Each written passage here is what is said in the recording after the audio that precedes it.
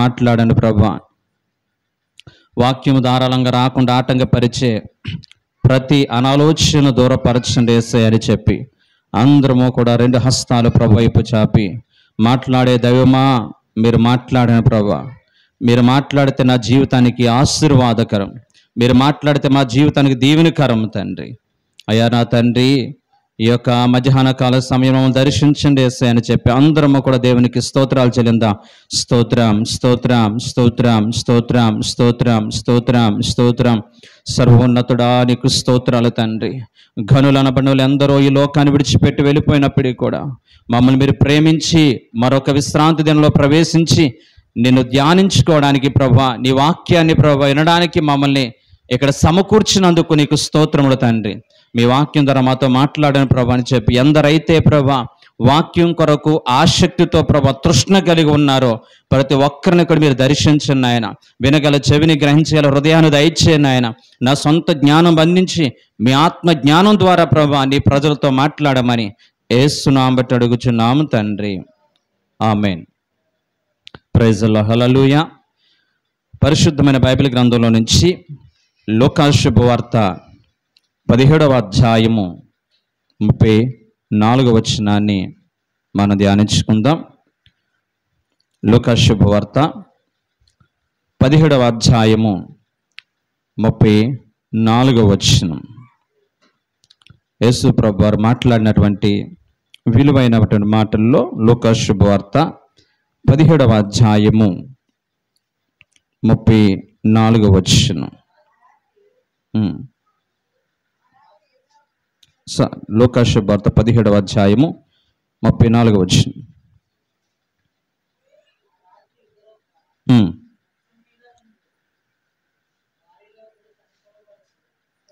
Right, 32వ వచనం చదవండి. లోతు భార్యను జ్ఞాపకం చేసుకొనుడి. ప్రైజ్ ది లార్డ్, హల్లెలూయా. లోతు భార్యను జ్ఞాపకం చేసుకొనుడి. యేసుక్రీస్తు ప్రభువారు తన శిష్యులతో మాట్లాడుతూ ఆ మాటల సందర్భంలో సడన్గా ఉన్న పాటున వారితో మాట్లాడిన మాట, మీరు లోతు భార్యను జ్ఞాపకం చేసుకోనండి. ఎందుకు లోతు భార్యను జ్ఞాపకం చేసుకోమన్నాడు? మన యొక్క వ్యక్తిగత జీవితాలలో కొన్ని జ్ఞాపకాలు మన జీవితానికి ఆశీర్వాదకరంగా ఉంటాయి. కొన్ని జ్ఞాపకాలు మన జీవితానికి ఒక హెచ్చరికగా ఉంటాయి. కొన్ని జ్ఞాపకాలు మన జీవితానికి ఒక బాధాకర విషాదకరమైన పరిస్థితిని మరొకసారి జ్ఞాపకం చేసినట్లుగా ఉంటాయి. కొన్ని వేల సంవత్సరాల క్రితం చనిపోయినటువంటి ఈ యొక్క లోతు యొక్క భార్యని యేసుక్రీస్తు ప్రభు వారు మరొక్కసారి ఆమెని జ్ఞాపకం చేసి ఆమెను జ్ఞాపకం చేసుకోనండి అని ఎందుకు తన శిష్యులకి ఈ విధమైనటువంటి ప్రస్తావన అక్కడ తీసుకొచ్చారు? లోతు యొక్క భార్యలో ఉన్నటువంటి ఒక విషాదమైన గాథను గూర్చి మనం కొన్ని విషయాల్ని మనం నేర్చుకుందాం. లోతు యొక్క భార్య ఎవరు అని మనం చూస్తే ఒక నీతిమంతుని యొక్క భార్య. నూతన నిబంధన గ్రంథంలో 2వ పేతురు రాసిన పత్రిక 2వ అధ్యాయము 7వ వచనాన్ని మనం ధ్యానిస్తే అక్కడ రాయబడిన మాట, లోతు నీతిమంతుడైన లోతు అని రాయబడి ఉంది. ఒక నీతిమంతుని భార్య, ఒక నీతిమంతుని యొక్క భార్యగా ఉన్నటువంటి యొక్క లోతు యొక్క భార్య ఎందుకు ఒక బాధాకరమైన విషాదకరమైన ముగింపులోనికి ఆమె వచ్చింది? ఎందుకు ఒక చరిత్రహీనురాలైనటువంటి ఒక భార్యగా, ఒక బాధాకరమైనటువంటి ఒక తల్లిగా ఆమె మిగిలిపోయింది? ఆమె ఈ నూతన నిబంధన గ్రంథంలో మనందరూ కూడా ఒక హెచ్చరిక. ఎందుకు ఈమె యొక్క జీవితం హెచ్చరికగా ఉంది అని మనం చూస్తే, సర్వసాధారణంగా లోతు యొక్క తండ్రి హారాను అనగా అబ్రహాము యొక్క అన్నగారు. ఈ అబ్రహాము యొక్క అన్నగారు కారణం ఏంటో బైబిల్ గ్రంథంలో రాయబడలేదు, కానీ చనిపోయాడు. చనిపోయినప్పుడు తన కొడుకైనటువంటి యొక్క లోతు చాలా చిన్నవాడు. ఈ చిన్నవాడైనటువంటి లోతుని ఈ యొక్క అబ్రహాము కానీ, అబ్రహాము యొక్క భార్య అయినటువంటి శారా కానీ హక్కును చేర్చుకుని ఒక కొడుగ్గా భావించుకుని తండ్రి లేనటువంటి ఈ యొక్క వ్యక్తిని అన్ని విధాలుగా కూడా సహకరిస్తూ, ప్రేమిస్తూ, ఆదరిస్తూ, వాదారుస్తూ వాళ్ళతో పాటు అలా తీసుకుని వెళ్తూ ఉంటున్నారు. ఇలా ఉండేటువంటి పరిస్థితుల్లో లోతుని దేవాతి దేవుడు అబ్రహాముని ఆయన పిలిచినప్పుడు మెసొపొతామియా అనే ప్రాంతం నుంచి దేవుడు కానాను ప్రాంతానికి పిలిచాడు. ఈ విధంగా ప్రయాణమవుతున్నటువంటి సమయంలో లోతుని తమతో పాటు వెంట పెట్టుకుని తీసుకుని వెళ్ళారు. ఇలా వెళ్ళిన తర్వాత లోతుకి వివాహం అయింది. వివాహమైనప్పుడు నిజంగా వాస్తవంగా లోతు నీతిమంతుడని రాయబడ్డానికి ప్రధాన కారణము, మనం ఎవరితో స్నేహం చేస్తే వారి యొక్క స్నేహం అనేది మన వ్యక్తిగత జీవితాన్ని ప్రభావితం చేస్తుంది. ఆత్మీయులతో సహవాసం చేస్తే ఆత్మ సంబంధమైన విషయాల్ని మనం పెంపొందింపజేసుకోవడానికి అవకాశం ఉంటుంది. భక్తిహీనులతో, త్రాగుబోతులతో గనక మన సహవాసం చేస్తే మన ఆత్మీయ జీవితం కూడా ఆ రకంగానే పతనమైపోయేటువంటి ప్రమాదం అనేది ఉంది.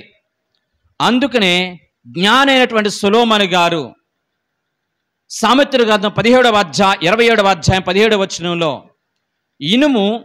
ఇనుము చేత పదునగునట్లు ఒకడు తన చెలికానికి వివేకము పుట్టించును అని అంటాడండి. ఒక ఇనుము మరొక ఇనుముని పదును పెడతాది. ఒక ఇనుముని మరొక ఇనుముతో గనక మనం రఫ్ చేస్తే ఆ ఇనుముకి ఆటోమేటిక్గా ఏ విధమైనటువంటి పదును వస్తుందో, ఒక ఆత్మీయుడు మరొక వ్యక్తితో కనుక సహవాసం చేస్తే ఆటోమేటిక్గా ఈ ఆత్మీయుడి యొక్క ఉన్నతమైన అనుభవాలు ఈ భక్తి లేని వ్యక్తులు కూడా నేర్చుకోవడానికి అవకాశం ఉంటుంది. అయితే ఈ యొక్క లోతు యొక్క జీవితంలో, లోతు యొక్క భార్య జీవితంలో ఇంత భయంకరమైనటువంటి ముగింపు రావడానికి దారి తీసిన పరిస్థితుల గురించి కొన్ని విషయాలు మనం నేర్చుకోవడానికి ప్రయత్నం చేద్దాం. పరిశుద్ధమైన బైబిల్ గ్రంథంలో లోతు యొక్క భార్య పేరు ప్రస్తావించబడలేదు, కానీ బైబిల్ పండితుల యొక్క అభిప్రాయం ప్రకారము యూదుల యొక్క ఆ యొక్క మత గ్రంథములో ఆమెను గూర్చి రాయబడిన ప్రస్తావన కొన్ని సందర్భాలలో ఆమె పేరు అదిత్ అని, లేదా కొన్నిసార్లు ఇరిత్ అనేటువంటి ఆ నామకరణ లోతు యొక్క భార్యకు ఉన్నట్లుగా బైబిల్ పండితుల యొక్క అభిప్రాయం. కాబట్టి దయచేసి ఈ రోజున లోతు యొక్క భార్య లేదా లోతు యొక్క కుటుంబము ఒక భయంకరమైనటువంటి ముగింపులకు రావడానికి, ఒక విషాదకరమైన పరిస్థితులకు రావడానికి దారి తీసిన మొట్టమొదటి కారణము అబ్రహాము యొక్క కుటుంబముతో స్నేహాన్ని కోరుకోనేటువంటి లోతు భార్య. ఈ రోజున సంఘము కానీ, లేదా ఈ రోజుల్లో క్రొత్తగా వివాహమైన వాళ్ళు కానీ చాలామంది వాళ్ళ జీవితాల్లో చేసేటువంటి ప్రధానమైనటువంటి తప్పిదం ఇదే. ఆత్మీయుడైనటువంటి అబ్రహాముతో సహవాసాన్ని, ఆత్మీయురాలైనటువంటి ఈ యొక్క అబ్రహాము భార్య అయినటువంటి సారాతో సహవాసాన్ని వీళ్ళ కోరుకునే విషయంలో వీళ్ళు విఫలమైపోయారు.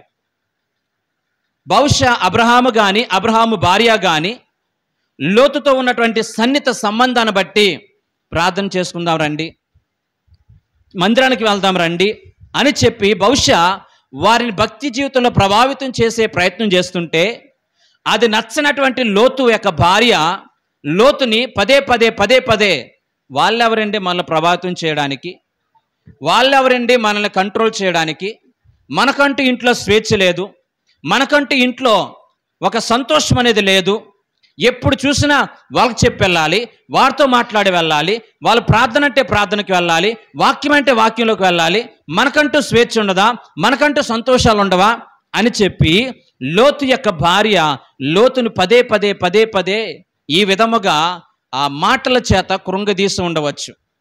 వాస్తవంగా లోతుకు తెలుసు, నేను ఈ రోజున ఉన్నానంటే ఒక అనాథగా ఉన్న నన్ను ఈ యొక్క అబ్రహాము భార్యని శారా నన్ను చేర్చుకుని నా పట్ల ప్రేమను చూపించి ఒక కొడుగ్గా భావించుకుని ఏ విషయంలో కూడా నా విషయంలో ఎప్పుడు కూడా స్వార్థాన్ని ఎక్కడా కూడా ప్రదర్శించకుండా వారు నా ఎదుగుదల కోసం, నా అభివృద్ధి కోసం, ఈ యొక్క ఉన్నతమైన స్థితిని నాకు ఇవ్వడం కోసం వారెంతగానో ప్రోత్సహించారు.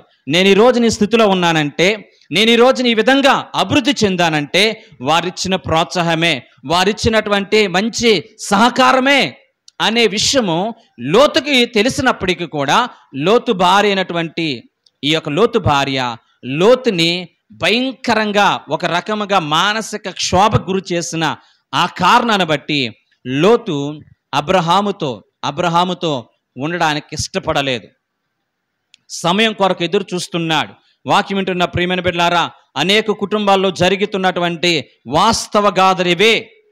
అనేక కుటుంబాల్లో మనం చూస్తున్నటువంటి ఒక బాధాకరమైన విషయాలు ఇవే.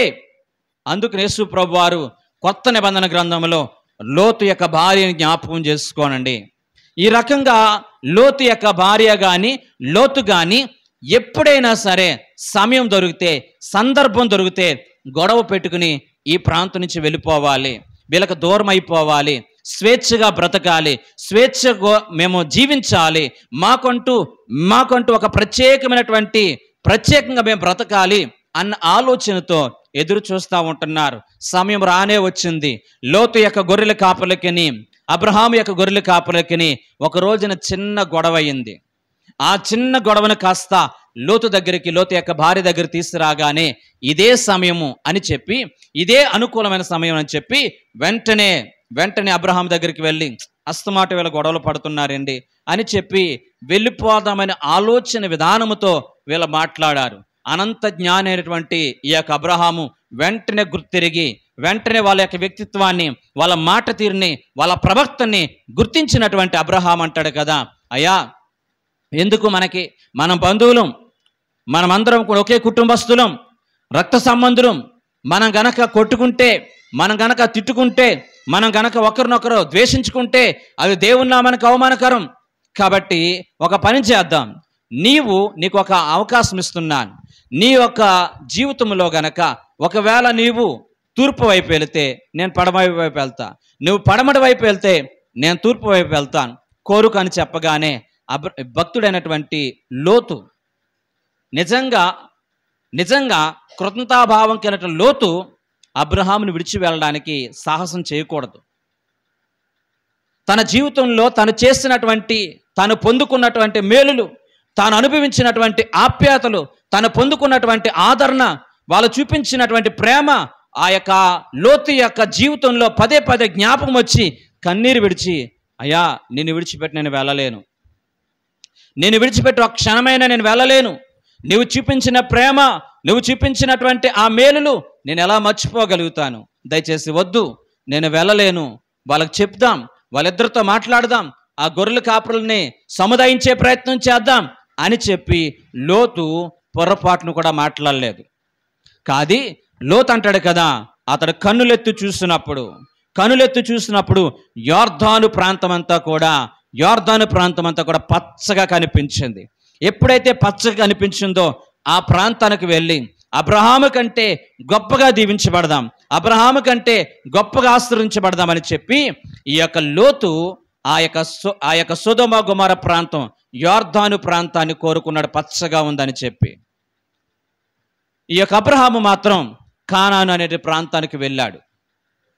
ఈ రకంగా లోతును అలాగే అబ్రహాము ఇద్దరు కూడా విడిపోయినట్లుగా మనం చూడగలుగుతున్నాం. దేవుని స్తోత్రం, హల్లెలూయా హల్లెలూయా. ఈ రకంగా విడిపోయిన తర్వాత లోతు కుటుంబానికి ఒక శోధన వచ్చింది. సొదొమ గొమొర్రా ప్రాంతాన్ని ఒకేసారి 500 మంది రాజులు దండెత్తి వచ్చి ఆ సొదొమ గొమొర్రా ప్రాంతంలో ఉన్నటువంటి విలువైనటువంటి వస్తువులను, వ్యక్తులను వారు చెరపట్టుకుని తీసుకుపోయారు. అలా తీసుకుపోయిన క్రమంలో లోతు యొక్క భార్యని, లోతుకున్న 2 పిల్లల్ని కూడా తీసుకుని వెళ్ళిపోయారు. ఈ యొక్క వార్త అబ్రహాముకి తెలిసింది. అబ్రహాముకి తెలియగానే నీతిమంతుడు, యథార్థవంతుడు, దేవుని యొక్క మనసు కలిగినటువంటి యొక్క అబ్రహాము లోతుకి ఆపద వచ్చినప్పుడు, లోతుకి కష్టం వచ్చినప్పుడు వెంటనే స్పందించి తన ఇంట పుట్టినటువంటి 318 పనివారిని తీసుకుని వెళ్ళి నమ్మకస్తులైన వారిని తీసుకుని వెళ్ళి ఆ యొక్క సొదొమ గొమొర్రా ప్రాంతం మీద యుద్ధం చేసిన ఆ రాజులతో యుద్ధము చేసిన తర్వాత ఆ యొక్క లోతు యొక్క భార్యని పిల్లల్ని కూడా తిరిగి సొదొమ గొమొర్రా ప్రాంతానికి తీసుకువచ్చారు. సొదొమ గొమొర్రా ప్రాంతానికి తీసుకువచ్చినప్పుడు ఈ సొదొమ గొమొర్రా ప్రాంతంలోకి వచ్చినటువంటి లోతు యొక్క భార్య కానీ పిల్లలకు కానీ ఒక ఆలోచన రావాలి. అయ్యా, నీ సహవాసాన్ని విడిచిపెట్టిన తర్వాత మాకు ఈ శోధనలు వస్తున్నాయి.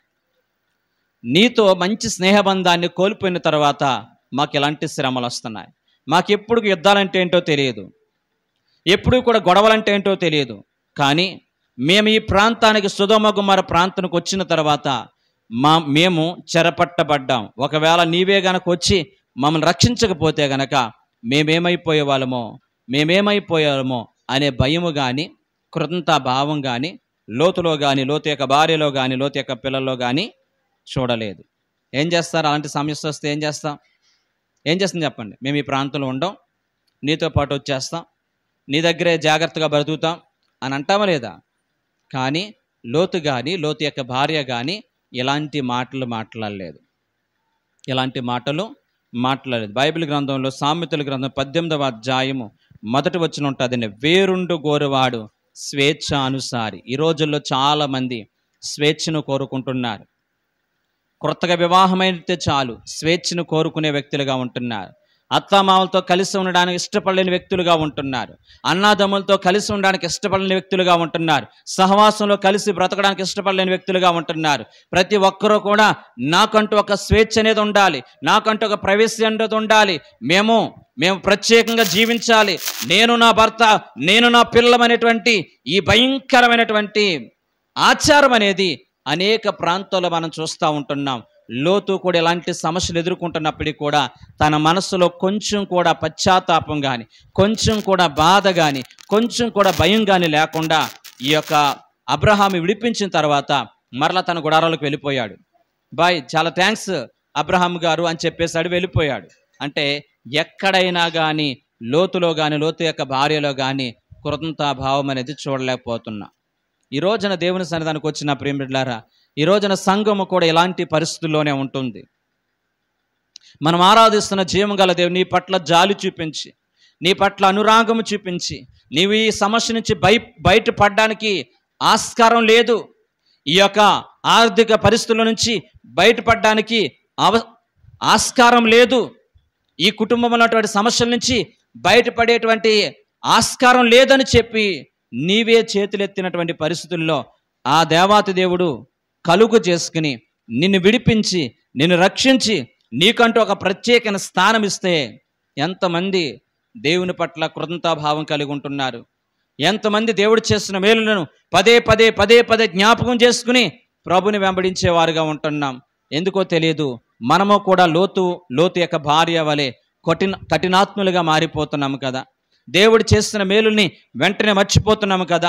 లోతు యొక్క భార్య ఏ విధంగా అబ్రహాము చేసిన పనికి, అబ్రహాము చేసిన త్యాగానికి కృతజ్ఞతాభావం లేకుండా బ్రతికారు. ఈ రోజున సర్వ సమాజం అంతా కూడా మనకు మేలు చేసిన వారి పట్ల, మేలు చేసినటువంటి దేవుని పట్ల, మేలు చేసినటువంటి వ్యక్తుల పట్ల కృతజ్ఞతాభావం లేకుండా ఒక స్వార్థపూరితమైనటువంటి జీవితాన్ని ఈ రోజున జీవించే వ్యక్తులుగా ఉంటే మనకంటే కృతజ్ఞతాహీనుడు ఈ ప్రపంచంలో ఉండడు అనే విషయాన్ని గమనించాలని ప్రభువుపేట తెలియజేస్తున్నాను. రెండోదిగా మనం చూసినట్లయితే కనుక ఎవరు స్నేహం కోరుకున్నాడు? అబ్రహాము భార్య అయినటువంటి సారాతో ఆత్మ సంబంధించిన సహవాసాన్ని విడిచిపెట్టి ఎవరు సహవాసం కోరుకున్నాడు? సొదొమ గొమొర్రా ప్రాంతుల యొక్క సహవాసాన్ని కోరుకున్నాడు. కీర్తనకారుడు దావీదు ఏమంటున్నాడు? దుష్టుల ఆలోచన చెప్పు నడవక, పాపుల యొక్క మార్గం నిలవక, అపహాసులు కూర్చుండి చోటున కూర్చుండక, దేవారాత్రులు దేవుని యొక్క వాక్యాన్ని ధ్యానించేవాడు ధన్యుడని వాక్యం చెప్తుంటే లోతు యొక్క భార్య అపహాసులు కూర్చుండే చోట కూర్చున్నారు. దుష్టుల ఆలోచన చెప్పిన బ్రతకడానికి ఇష్టపడ్డారు, ఆ ప్రాంతాన్ని కోరుకున్నారు. ఆ ప్రాంతాన్ని విడిచిపెట్టడానికి వాళ్ళు ఇష్టపడలేనట్లుగా మనం చరిత్రలో మనం చూడగలుగుతున్నాం, బైబిల్ చరిత్రలో. రెండో విషయం మనం చూసినట్లయితే గనక దేవునికి ప్రాధాన్యత ఇవ్వలేనటువంటి కుటుంబం. చూడండి, ఆదికాండం 13వ అధ్యాయం 12వ వచనం. ఆదికాండము 13వ అధ్యాయం 12వ వచనం. అబ్రహాం ఉమ్, ఉమ్, ఉమ్, ఉమ్. దేవునికి స్తోత్రం. హల్లెలూయా, హల్లెలూయా. దేవునికి ప్రాధాన్యత ఇవ్వలేని కుటుంబం, లోకం వైపు లోకాశల వైపు అడుగులు వేసే ప్రతి వ్యక్తి కూడా దేవునికి ప్రాధాన్యత ఇవ్వలేరు. ఎంతమంది ఇక్కడ కూర్చున్న వాళ్ళు నా జీవితంలో దేవునికి మాత్రమే ప్రాధాన్యత ఇస్తాను, దేవుని తర్వాతే ఎవరైనా అని ధైర్యంగా చెప్పగలిగిన వాళ్ళు ఎంతమంది ఉంటారు ఇక్కడ? లోతు దేవునికి ప్రాధాన్యత ఇవ్వలేదు అనడానికి ఒక ప్రధానమైన కారణాన్ని నేను చెప్తున్నాను. 13వ అధ్యాయం అంతా కూడా మీరు జాగ్రత్తగా చదివితే, అబ్రహాము మమ్రే అనేటువంటి ప్రాంతంలో గుడారం వేసి, ఆ గుడారం వేస్తున్నప్పుడు అక్కడ ఒక బలిపీఠము కట్టి బలిని అర్పించినని ఉంటుందండి. లోతు సొదొమ గుమార ప్రాంతంలో గుడారం వేసి ఆ గుడారం ఎదుట బలిపీఠం కట్టినట్లుగా బైబిల్లో లిఖించబడలేదు. అంటే దాని అర్థం, అబ్రహామేమో ఎంతగా దీవించబడుతున్నా, అబ్రహాము ఎంతగా ఆశీర్వదించబడుతున్నా, భక్తి భావజాలాలు మాత్రం అబ్రహాం విడిచిపెట్టలేదు. ఈరోజు నా గుడారానికి కాపుదల ఉండాలంటే, నా కుటుంబానికి భద్రత ఉండాలంటే, నాకు కలిగిన ఆస్తికి భద్రత ఉండాలంటే ఖచ్చితంగా నేను దేవుని కోసం ఒక బలిపీఠం కట్టాలి అనే ఆలోచన అబ్రహాము కలిగి ఉన్నాడు. కానీ లోతు మాత్రం లోకంలో బ్రతుకుతున్నాడు, లోకస్తులతో బ్రతుకుతున్నాడు, లోకస్తులతో స్నేహం చేస్తున్నాడు. కాబట్టి తన గుడారము సొదొమ గుమార ప్రాంతంలో వేసుకుని ఆ గుడారం ఎదుట బలిపీఠం కట్టినట్లుగా బైబిల్లో లేదంటే దేవునికి ఏ ప్రాధాన్యత ఇస్తున్నాడో ఒకసారి ఆలోచించండి. ఈ రోజున లోతు యొక్క భార్యని జ్ఞాపకం చేసుకోండి అని యేసు ప్రభువు ఎందుకు మనకి జ్ఞాపకం చేస్తున్నాడంటే, ఈ రోజున భక్తి భావజాలాలని విడిచిపెట్టేసి క్రైస్తవులుగా చలామణి అయిపోతున్నాం. ఎంతమంది మీ కుటుంబాల్లో దేవునికి ప్రాధాన్యత ఇస్తున్నారు?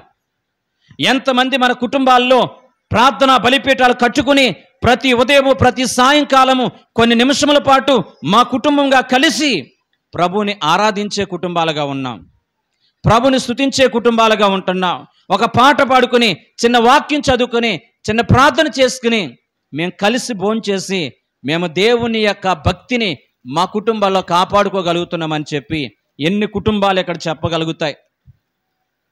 దయచేసి లోతు ఆత్మీయ జీవితంలో పతనమైపోవడానికి, లోతు భార్య ఒక చరిత్రహీనురాలుగా మారిపోవడానికి అబ్రహాము దగ్గర కానీ, అబ్రహాము భార్య అయినటువంటి శారా దగ్గర కానీ నేర్చుకున్నటువంటి ఆ భక్తి జీవితాలు, ఆ ప్రార్థన జీవితాన్ని ఇప్పుడు విడిచిపెట్టేశారు. ప్రార్థన చేయడానికి టైం లేదు అనేటువంటి ఒక వ్యక్తిత్వంలోనికి ఈ యొక్క లోతు యొక్క భార్య, లోతు యొక్క కుటుంబం వచ్చేసింది.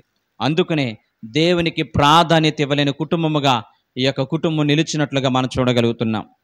మూడవదిగా మనం చూసినట్లయితే, ఆదికాండం 19వ అధ్యాయము 1-3 వచనాలు మీరు జాగ్రత్తగా చదివినట్లయితే గనక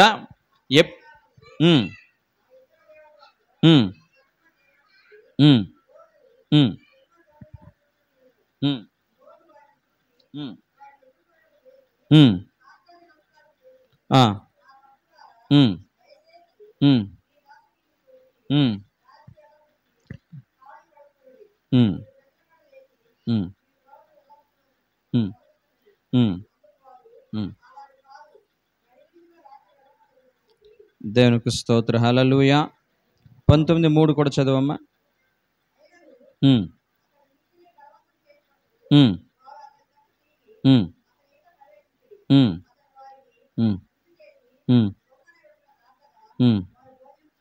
దేవునికి స్తోత్రం. హల్లెలూయా, హల్లెలూయా. రైట్. దేవుని యొక్క సహవాసాన్ని, దేవుని యొక్క అనురాగాన్ని, దేవుని యొక్క ప్రేమని విడిచిపెట్టి మన లోకాన్ని ప్రేమిస్తే ఆటోమేటిక్గా మనం స్వార్థపరులం అయిపోతాం. ఏమైపోతామండి? స్వార్థపరులం అయిపోతాం. ఎలా మనం చెప్పగలమంటే, అబ్రహాము కుటుంబానికి ఉన్నటువంటి ఉన్నతమైనటువంటి వ్యక్తిత్వం ఏంటంటే, తన ఇంటికి వచ్చిన వారు ముక్కు ముఖం తెలియని వారైనప్పటికీ కూడా ఆతిథ్యం ఇచ్చే విషయంలో అబ్రహాము కుటుంబము ఒక ప్రత్యేకమైన ముద్ర వేసుకున్నారు. ఎలా అంటే అబ్రహాము దారిని పోతున్నటువంటి ఆ 3 దేవదూతల్ని వాళ్ళ ఇంటికి పిలిచారు. మీరు సాష్టాంగ నమస్కారం చేసి మీరు మా ఇంటికి వచ్చి భోంచేసి తప్ప మేము వెళ్ళనివ్వను అంటాడు. ఎండపూట వేళ వాళ్ళు వచ్చి గుడారంలోకి రాగానే ముసలివాడు, అబ్రహాం ఎవరండి అప్పటికి? ముసలివాడు, ఇంచుమించుగా 75 సంవత్సరాలు వయసు ఉన్నటువంటి వ్యక్తి పరిగెత్తుకుంటా వెళ్ళి పనోడికి చెప్పలేదు. 318 మంది పనోళ్ళు ఉన్నారు, పనులకు చెప్పలేదు. ఈయనే పరిగెత్తుకుని వెళ్ళి, బైబిల్ గ్రంథం స్పష్టంగా రాయబడి ఉంది, పరిగెత్తుకుని వెళ్ళి మందలో నుంచి క్రొవ్వినటువంటి ఒక శ్రేష్టమైన దానిని తీసుకొచ్చి వధించి భార్యతో చెప్పి నీవు రొట్టెలు తయారు చేయని చెప్పి వారికి సమృద్ధైనటువంటి ఆహారం వడ్డించి ప్రేమతో వారికి ఆతిథ్యం ఇచ్చాడు. కానీ లోతు కూడా ఆ విధంగానే వాళ్ళని పిలిచాడు, సాష్టాంగ నమస్కారం చేశాడు. ఇంటికి వచ్చారు కానీ అక్కడ పొరపాటును కూడా బలిపశు లేదంటే గనక ఒక పశువును వధించి మాంసాహారం సిద్ధపరిచినట్లుగా బైబిల్లో లేదు. కానీ ఏమని రాయబడిందంటే పొంగని రొట్టెల చేత వాళ్ళకి విందు చేస్తేనే ఉంటుందండి. అంటే ఆత్మీయ జీవితంలో దిగజారిపోయిన వారు, దేవుని యొక్క సహవాసానికి దూరం అయిపోయిన వాళ్ళు చేసేటువంటి పనుల్లో కూడా తేడా వస్తాయి. వారు మాట్లాడే మాటల్లో తేడా వస్తాయి. వాళ్ళు ప్రవర్తించే ప్రవర్తనలో తేడాలు వస్తాయి. ఇప్పుడు లోతు యొక్క భార్య కానీ లోతు కానీ ఆతిథ్యం ఇవ్వడానికి ఆసక్తి చూపించలేకపోతున్నారు. అబ్రహాము చూపించినటువంటి ఆతిథ్యం అనేది లోతు యొక్క భార్య కానీ చూపించలేకపోతున్నారని బైబిల్ గ్రంథంలో స్పష్టంగా తెలియజేస్తుంది. దేవునికి దూరం అయిపోయినటువంటి ప్రతి ఒక్కరి యొక్క ప్రవక్తన ఎలాగ ఉంటుంది? దేవునితో సహవాసం చేస్తున్నప్పుడు, దేవుని ప్రేమను ఎరిగినప్పుడు, దేవుని మందిరానికి వస్తున్నప్పుడు, దేవుని వాక్యం వింటున్నప్పుడు వాళ్ళ కుటుంబాల్లో చాలా ప్రేమ ఉండేది. వాళ్ళ ఇళ్లల్లో గెంజి నీళ్ళు వేసి పెట్టి అన్నం పెట్టినా కానీ చాలా ప్రేమగా పెట్టేవారు. ఈరోజు దేవునికి దూరం అయ్యారు, దేవుని సహవాసం దూరం అయ్యారు, దేవుని అనురాగాన్ని దూరం అయ్యారు.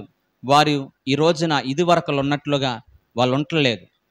ఇదివరకుగా ప్రవర్తించినట్లుగా వాళ్ళ ప్రవర్తనలో మార్పు వచ్చింది, వాళ్ళ స్వభావాల్లో మార్పు వచ్చిందని చెప్పి ఎందరో గురించి మనం వింటూ ఉంటున్నాం, చూస్తూ ఉంటున్నాం. అందుకనే దేవుడు అంటున్నాడు, లోతు యొక్క భార్యని జ్ఞాపకం చేసుకోండి. మూడోది, ఎందుకు లోతు యొక్క భార్యని జ్ఞాపకం చేసుకోమని దేవుడు చెప్తున్నాడంటే 19వ అధ్యాయం 16వ వచనం మనం చూసినట్లయితే గనక రక్షణ పట్ల నిర్లక్ష్యం చూపించిన లోతు భార్య. దేని పట్ల అంటే అండి? రక్షణ పట్ల నిర్లక్ష్యాన్ని చూపించిన లోతు భార్య. లోతు భార్య ఎంత నిర్లక్ష్యాన్ని చూపిస్తుందంటే, అబ్రహాము గారు లోతు యొక్క కుటుంబం కొరకు విజ్ఞాపన ప్రార్థన చేస్తే ఆ విజ్ఞాపన ప్రార్థన యొక్క ఫలితంగా లోతు యొక్క కుటుంబాన్ని దేవుడు రక్షిస్తానని వాగ్దానం చేశాడు. వాగ్దానం చేసి ఈ భయంకరమైనటువంటి ఉగ్రతలో నుంచి, సొదొమ గుమర ప్రాంతం నుంచి ఈ లోతు యొక్క కుటుంబాన్ని విడిపించాలని చెప్పి స్వయంగా దేవదూతలే దిగి వచ్చారు.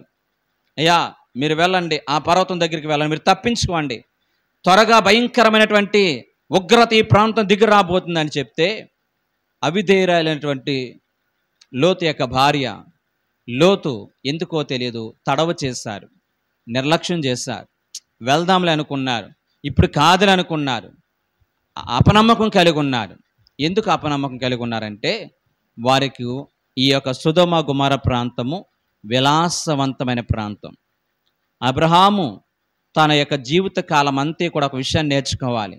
ఎక్కడున్నా కానీ తనకున్న ఆలోచన ఏంటంటే మనం అందరం యాత్రికులం, పరదేశులం కాబట్టి ఎప్పుడొకప్పుడు ఈ లోకంలో నుంచి పుట్టుకమంట వెళ్ళిపోతాం. కాబట్టి ఈ లోకంలో మనం బ్రతికినంత కాలం కూడా గుడారాల్లో బ్రతుకుదాం అన్నట్లుగా గుడారం వేసిన ఉంటా తప్ప బిల్డింగ్ కట్టిననే మాట బైబిల్ గ్రంథంలో అబ్రహాము గురించి ఉండదు.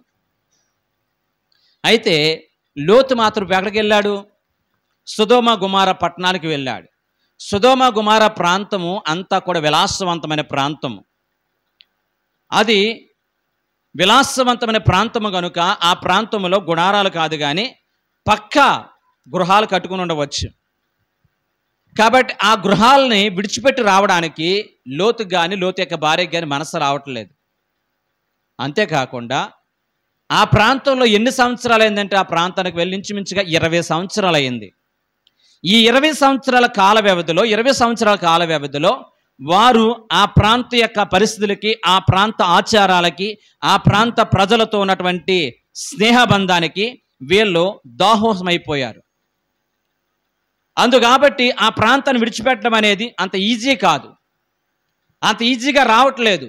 అయినప్పటికీ కూడా దేవుని యొక్క ప్రేమ వెంబడించే ప్రేమ, దేవుని యొక్క ప్రేమ మనం తప్పించే ప్రేమ. కాబట్టి లోతు యొక్క భార్యని వాళ్ళ పిల్లల్ని చేపట్టుకుని ఆ ఉగ్రతలోంచి బయటికి తీసుకురావాలని చెప్పేసి ఊరు బయటికి లాక్కొస్తూ ఉంటున్నారు. సోయరుకు వచ్చారు. అప్పుడు వాళ్ళ జీవితాల్లో సూర్యోదయం అయిందని బైబిల్ గ్రంథంలో ఉంటుంది. అంటే ఇప్పుడు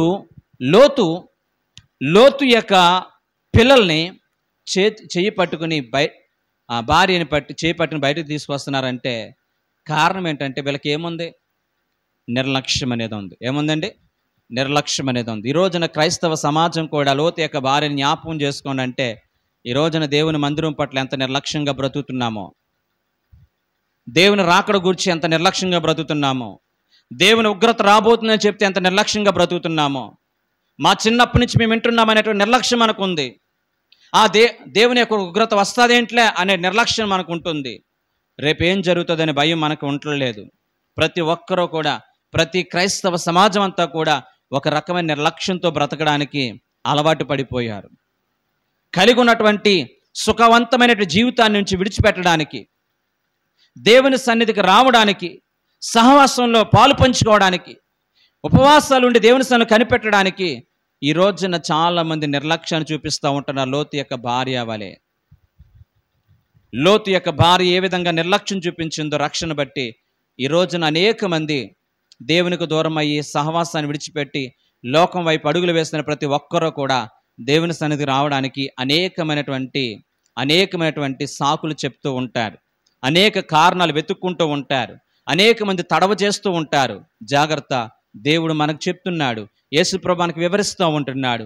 లోతు యొక్క భార్యని జ్ఞాపకం చేసుకుని ఆమె రక్షణ పట్ల నిర్లక్ష్యం చేసింది. దేవుని స్తోత్రం, హల్లెలూయా. రక్షణ పట్ల ఏం చేసిందండి? నిర్లక్ష్యం కలిగి ఉంది. తర్వాత మనం చూసినట్లయితే ఆదికాండ 19వ అధ్యాయము 14వ వచనంలో మనం చూసినట్లయితే ఆదికాండ 19వ అధ్యాయము 14వ వచనం.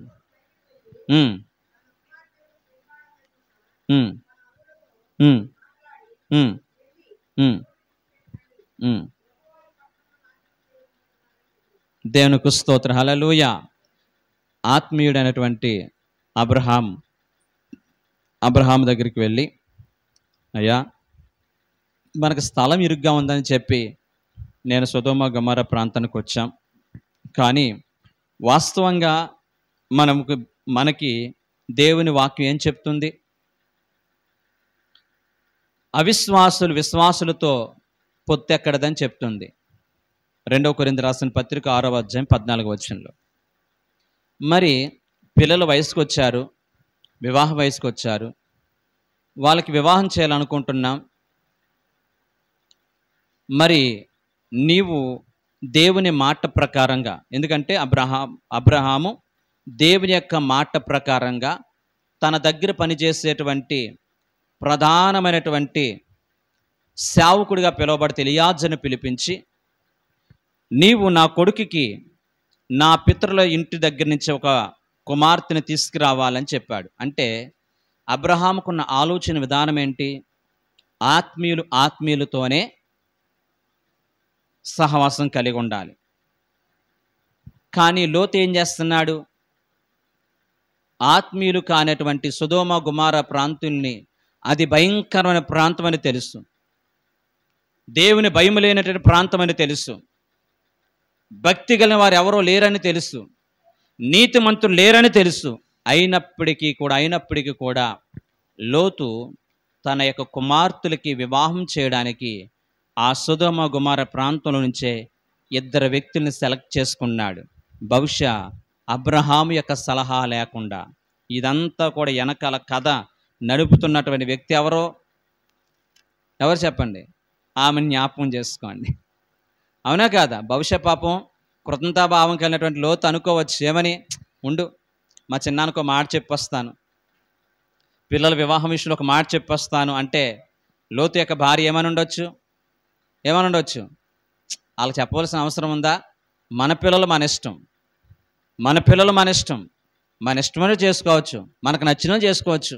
అదిగో ఆ ప్రాంతంలో చాలా ఉన్నవాడంట, బాగా డబ్బు సంపాదించాడు, బాగా ఆస్తుందంట, వాళ్ళకి ఇద్దాం అని చెప్పి లోతు యొక్క భార్య లోతుని ప్రేరేపించవచ్చు. అంటే లోతు యొక్క భార్య లోకమును కుటుంబంలోకి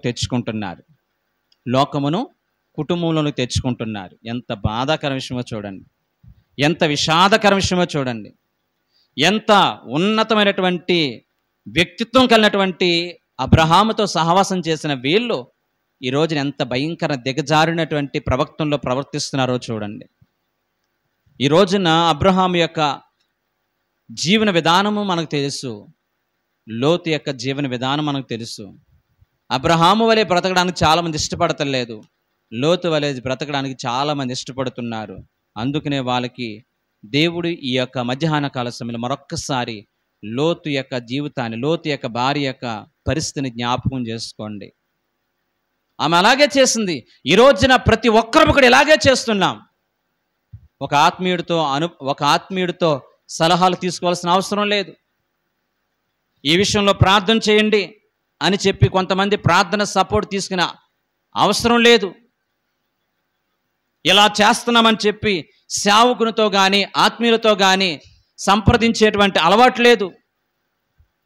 మా ఇష్టం, మా డబ్బు, మా ఆస్తి, మా పిల్లలు అనేటువంటి వైఖరి రోజున సంఘాల్లో చూస్తూ ఉంటున్నాం.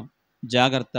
లోకాన్ని సంఘములోనికి, లోకాన్ని మన యొక్క కుటుంబాల్లోనికి ఆహ్వానించుకున్నటువంటి లోతు యొక్క కుటుంబం వలె మన కుటుంబాలు ఉండకుండా దేవుడు సహాయం చేయనుగాక. ఆమెన్. హల్లెలూయా. చివరగా ఈ యొక్క లోతు యొక్క భార్య చివరికి ఏమైపోయిందంటే ఉప్పు స్తంభం అయిపోయింది. ఏమైపోయిందండి? ఉప్పు స్తంభం. యేసుప్రభు వారు కూడా ఉప్పును గూర్చి, ఉప్పు సారవంతమైనది, ఉప్పు చెడిపోకుండా ఆపేది. అవునా కాదండి? ఉప్పు ఎలాంటిదండి? చెడిపోకుండా ఆపేది. ఉప్పు చాలా శ్రేష్టమైనది. ఉప్పు తయారు చేసే విధానం చూస్తే సోడియం చాలా భయంకరమైనటువంటి మెటల్, అదొక ఖనిజం, చాలా డేంజర్ ఖనిజం, అది చాలా ప్రమాదకర ఖనిజం. క్లోరిన్ అనే గ్యాస్ చాలా డేంజర్ గ్యాస్, అది పీల్చి చచ్చిపోతారు. అలాంటి సోడియం, అలాంటి ప్రమాదకరమైనటువంటి క్లోరిన్, ఇవి రెండు కలిస్తే మనిషికి జీవాధారంగా రుచికరమైనటువంటి సోడియం క్లోరైడ్ అనగా ఉప్పు తయారవుతుంది. ఉప్పు సారవంతమైనదే, కానీ ఉప్పు నిస్సారమైతే గనక అది దేనివల్ల సారవంతం అవుతుంది? బయట పారవేసేస్తారు కదా. ఈ రోజున ఈ లోతు యొక్క భార్య ఉప్పు స్తంభంగా మారిపోయింది. ఎందుకు ఉప్పు స్తంభంగా మారిపోయింది? వెనక్కి తిరిగి చూడొద్దు. ఏ ఒక్క విశ్వాసి కూడా ప్రతి ఒక్కరము కూడా అనగా వెనక్కి చూసేవారుగా, వెనక్కి తిరిగి చూసేవారు కాకుండా ముందుకే సాగిపోవాలి తప్ప ఈ రోజున చాలామంది వెనక్కి చూస్తున్నారు. లోతు యొక్క భార్య నిజంగానే సొదొమ గుమొర్రా కాలిపోతుందా? నిజంగానే సొదొమ గుమొర్రా పట్టణం అంతా నాశనం అయిపోతుందా? లేకపోతే సేవకులు మాకేదో కట్టుకథ చెప్పారా అని చెప్పి చెయ్యి పట్టుకుని తీసుకుని వెళ్తున్నప్పటికీ కూడా ఆ చెయ్యిని విడిపించుకుని తిరిగి వెనక చూసిందంటే లోతు యొక్క భార్య ఎంత అవిధేయురాలుగా ఉంది, లోతు యొక్క భార్య ఎంత అవిశ్వాసగా బ్రతుకుతుంది, లోతు యొక్క భార్య లోకాన్ని ఎంతగా ప్రేమిస్తుంది. ఈ రోజున అనేక మంది క్రైస్తవ సమాజం దేవుని వైపు ముందుకు సాగిపోవలసిన బిడ్డలు, దేవుని వైపు ముందుకు అడుగులు వేయవలసినటువంటి బిడ్డలు వెనక్కి తిరిగి చూసేటువంటి వ్యక్తులుగా ఉంటున్నారు. ఎందుకంటే ఈ లోకంతో ఉన్న అనుబంధం, ఈ లోకంతో ఉన్నటువంటి సహవాసం అలాంటిది కనుక దయచేసి మనమందరము కూడా లోక స్నేహాన్ని విడిచిపెట్టి, ప్రతి ఒక్కరూ కూడా లోక స్నేహాన్ని విడిచిపెట్టి దేవునితో సహవాసం చేసి మనమందరము కూడా ముందుకు సాగిపోయేవారుగా ఉందాం. అలాంటి వ్యక్తులుగా మనం ఉందాం అని దేవుడు ఈ యొక్క ఉదయకాల సమయంలో హెచ్చరిస్తున్నాడు. లోతు యొక్క భార్యను ఎందుకు జ్ఞాపకం చేసుకోవాలంటే, లోతు యొక్క భార్య వెనుతిరిగి చూసి ఉప్పు స్తంభం అయిపోయి ఒక బాధాకరమైన భార్యగా, ఒక బాధాకరమైన తల్లిగా మిగిలిపోయి, ఒక భయంకరమైనటువంటి జీవితము, ఒక విషాదకరమైనటువంటి బ్రతుకు లోతు యొక్క జీవితంలో రావడానికి కారకురాలుగా లోతు యొక్క భార్య ఈ యొక్క ఉన్నట్లుగా మనం చూడగలుగుతున్నాం. దయచేసి ప్రతి ఒక్కరము కూడా పశ్చాత్తాపడదాం. లోతు యొక్క భార్యలో ఉన్నటువంటి క్వాలిటీస్, అటువంటి భయంకరమైనటువంటి అనుభవాలు మనలో ఉన్నట్లయితే గనక సరి చేసుకుందాం. అందరూ కూడా తలలు వంచండి, ప్రార్థన చేసుకుందాం. ప్రతి ఒక్కరము కూడా అనుమానంతో మనం బ్రతకొద్దు. అందరము కూడా ప్రార్థన చేసుకుందాం. దేవుని సన్నిధానికి వచ్చిన ప్రతి విశ్వాసి కూడా ఈ ఉదయకాల సమయంలో ప్రభు నీతో నాతో మాట్లాడిన ప్రతి మాటని హృదయంలో భద్రపరుచుకుందాం. యేసు ప్రభువారు ఆయన స్పష్టంగా పలికిన మాట, లోతు యొక్క భార్యను జ్ఞాపకం చేసుకోండి. లోతు యొక్క భార్యను ఎందుకు జ్ఞాపకం చేసుకోమన్నాడు? సహవాసాన్ని విడిచిపెట్టింది, ఆత్మీయులతో నిలవడానికి ఇష్టపడలేదు. నిజమే, బైబిల్ గ్రంథంలో ఇస్కరేతు యోధ లోకస్తులతో చేతులు కలిపాడు. ఇస్కరేతు యోధ సైనికులతో స్నేహం కలిపాడు. యేసు ప్రభువారి దగ్గర ఉండలేకపోయాడు. యేసు ప్రభువారు చెప్పిన ఆ చివరి మాటలు వినడానికి ఇష్టపడలేదు. కారణం, లోకంతో స్నేహం చేస్తే దేవునితో మనం ఉండలేం, దేవునితో సహవాసం చేయలేం, సంఘంతో సహవాసం చేయలేం, ప్రార్థనకు రాబుద్ది కాదు, వాక్యం వినబుద్ది కాదు, ఆత్మీయులతో మాట్లాడబుద్ది కాదు. ఎప్పుడు లోకం అన్నట్లుగా బ్రతకడానికి ఇష్టపడతాం. దయచేసి అలాంటి వారుగా మనం ఉండొద్దు, అలాంటి వ్యక్తులుగా మనం ఉండొద్దు. రక్షణ నిర్లక్ష్యం చేయొద్దు. దయచేసి దేవుడు ఏ మేలు చేశాడో అన్నిటినీ కూడా జ్ఞాపకం చేసుకునే విశ్వాసులుగా మనం ఉందాం. ప్రార్థన చేసుకుందాం. మహాపరిశుద్ధుడైన ప్రేమగల మా తండ్రి, ఈ యొక్క మధ్యాహ్న కాలసిన వాక్యం ద్వారా మాతో మాట్లాడారు తండ్రి. విన్న వాక్యాన్ని మా హృదయమైన పలక మీద రాసుకోవడానికి కావలసిన కృప దయచేయండి నాయన. లోతు యొక్క భార్యను ఎందుకు జ్ఞాపకం చేసుకోమన్నావు? ఆమె ఒక విషాదకరమైన ముగింపుని ఆమె జీవితంలో పొందుకుంది నాయన. కారణాలు మాకు తెలియజేసావు తండ్రి. దయచేసి మేము అలాంటి వారిగా కాకుండా ఆత్మ సంబంధమైనటువంటి అబ్రహాము కుటుంబం వలె మా జీవితాలన్నీ కూడా ముందుకు నడిపించుకోవడానికి కావలసిన కృప దయచేయమని వాక్యం ద్వారా ప్రతి ఒక్కరిని దర్శించినందుకు వందనాలు. విన్న వాక్యం ప్రతి హృదయాల్లో నీరు కట్టి ఫలింపచేయమని యేసు నామమున అడుగుచున్నాం తండ్రి.